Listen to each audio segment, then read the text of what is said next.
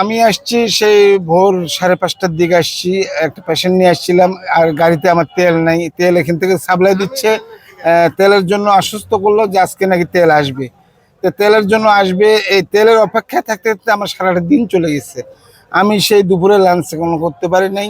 এখন এখন হয়তো আমি অল্প খাবো আর কি। কোথাও হোটেল মোটেলে আসলে সকল তো বন্ধ।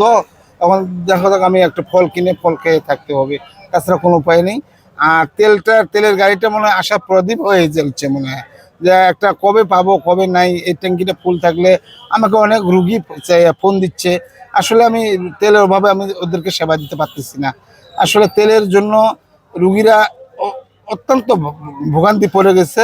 বাট এখন কথা হলো যে আমি তেলটা পাইলে অবশ্যই আমরা সেবা দিব, এবং আমার কর্তৃপক্ষ বলছে যে অবশ্যই তেল নিয়ে আসবা। এইভাবে কয় ঘন্টা ধরে আছেন লাইনে? আমি আপনি দুইবার লাইভ করলেন, 17 ঘন্টা ধরেই লাইনে আছি, এবং আপনি দুইবার তো দেখলেনই, দুইবার লাইভ নিলেন।